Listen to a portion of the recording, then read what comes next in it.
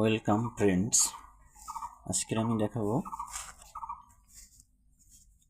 সহজে কি করে আমরা কিউব বের করতে পারবো, অর্থাৎ ঘন বের করতে পারবো। তাহলে প্রথমে কি করতে হবে, এই যে ইউনিট ডিজিট আছে সেটার প্রথমে ঘন করতে হবে, অর্থাৎ এই 3 গুণ 3 গুণ 3 3 নং 27, 27-এর 7 হাতে থাকে 2, আমি দুই পাশে লিখে রাখবো। ঠিক আছে, পরে কি করতে হবে, এটার সঙ্গে এটা গুণ, তার সঙ্গে এটা গুণ, তাহলে কি করতে হবে 3 দুগুণে 6, 3 6 18 আমাদের সাইডে লিখে রাখতে হবে। এরপরের কাজ কি, 18 দিয়ে প্রথমে এটাকে গুণ করবো, অর্থাৎ ইউনিট ডিজিটকে গুণ করবো, তারপরে আবার তারপর আগেরটাকে অর্থাৎ এই প্রথম ডিজিটকে গুণ করবো। এবার দেখি কীভাবে করা যায়।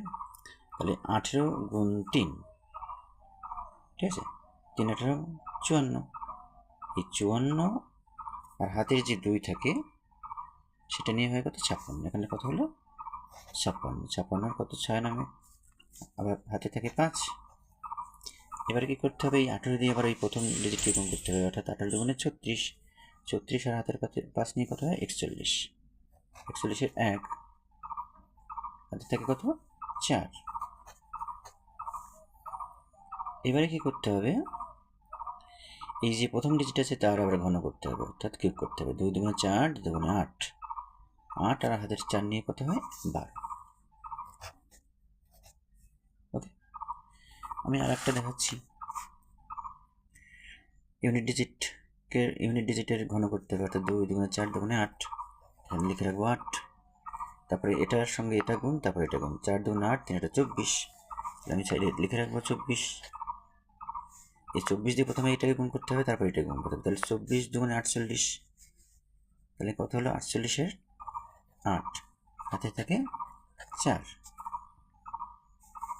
24 দুগুণে 48, 48-এর 8 হাতে থাকে 4।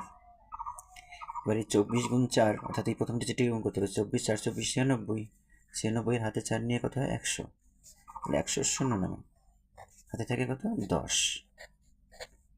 আমরা একটা করে ডিজিট লিখতে পারবো, বাকিটা পরেরটার সঙ্গে যোগ হবে।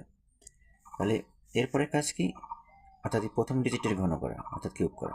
তা 4 গুণ 4 গুণ 4, অর্থাৎ 4 4 16, 4 16 64, আর 64 আর হাতের এই 10 নিয়ে কত হয় 74। তাহলে এটা হচ্ছে right answer. Thank you friends.